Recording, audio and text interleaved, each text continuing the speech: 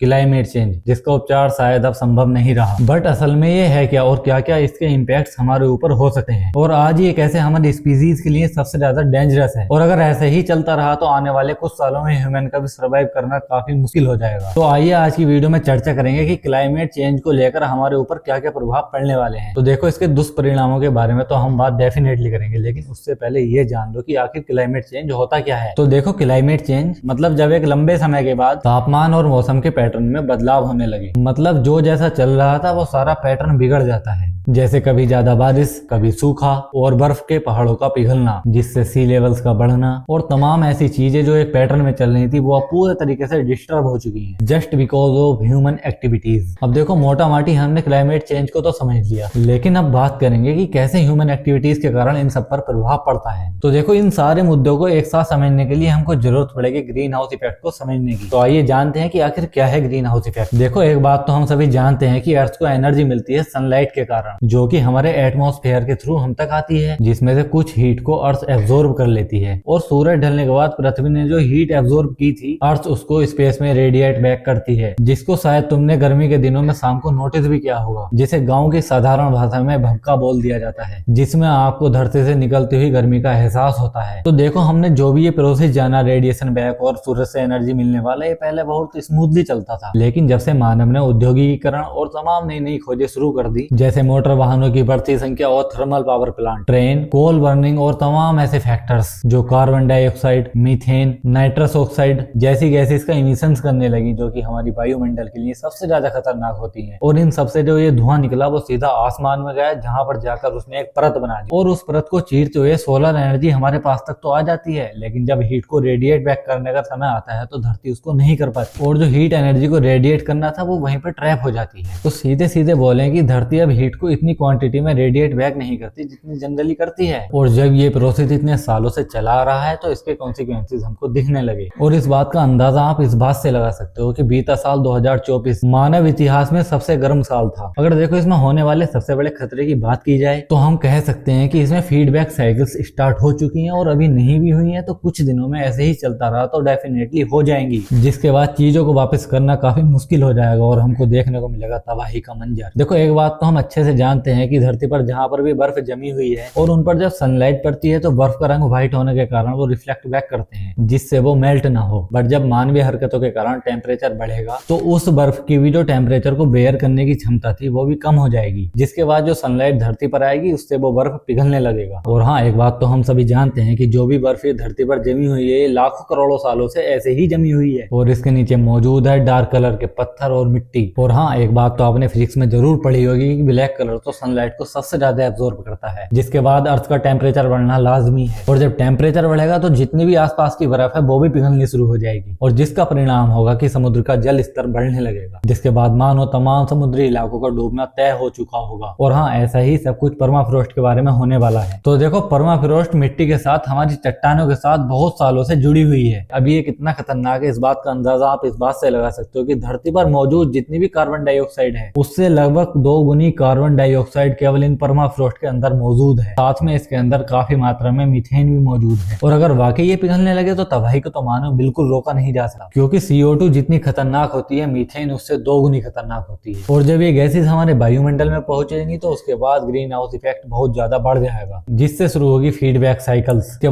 बाद एक परमाफ्रोस्ट जो धरती पर मौजूद है वो पिघलने लगेंगे, जिसमें भारी मात्रा में मीथेन और CO2 मौजूद है, क्योंकि इसमें हजारों लाखों वर्षों पहले जो भी तबाही हुई थी, तो उसके कारण इन परमाफ्रोस्ट में मौजूद है एनिमल्स की डेड बॉडीज और बहुत से ऐसे फॉसिल जो बहुत मात्रा में CO2 और CH4 को कंटेन करते हैं। तो देखो, इस वीडियो में तो केवल हमने 2 एग्जांपल लिए, लेकिन इसके अलावा भी तमाम ऐसी चीजें हैं जिसके शुरू होने से मानो धरती का सर्वनाश होना निश्चित है। खैर, जो भी था, हमने समस्या के बारे में चर्चा कर ली, लेकिन समाधान क्या हो सकता है इसके बारे में थोड़ी चर्चा करते हैं। तो देखो, अभी वर्तमान स्थिति को देखते हुए तो यही बोलूंगा कि इसका कोई भी समाधान नहीं बचा, क्योंकि मामला अब काफी लेट हो चुका है। क्योंकि 2015 में कोप की मीटिंग जो पेरिस में हुई थी, जिसे पेरिस एग्रीमेंट के नाम से भी जाना जाता है, जिसमें एक टारगेट सेट किया गया था कि 2030 तक हमको लगभग 45% कार्बन इमिशन को कम करना है, और 2050 तक हमको इसको नेट जीरो पर लेकर जाना है। और इसमें बात हुई थी ग्लोबल टेम्परेचर को 1.5 डिग्री पर रोकने के लिए। और हैरानी की बात तो ये है कि इसको कम करने की बजाय हमने 1.5 डिग्री 2024 में ही बढ़ा दिया है, और भारत सरकार ने भी इसको लेकर तमाम SDG बनाए, जिसकी चर्चा कोई भी नेता नहीं करता पाता, ना ही कोई लोग करते, क्योंकि इन पर कोई काम हुआ भी नहीं। और उसका ही परिणाम है कि आज हमने लाखों प्रजातियों को खत्म करने के बाद सेल्फ डेविस्टेशन की ओर कदम उठा लिया है, क्योंकि अक्सर जिसको हमने अपने लिए आविष्कार समझा वो अब अभिशाप साबित होने लगा है।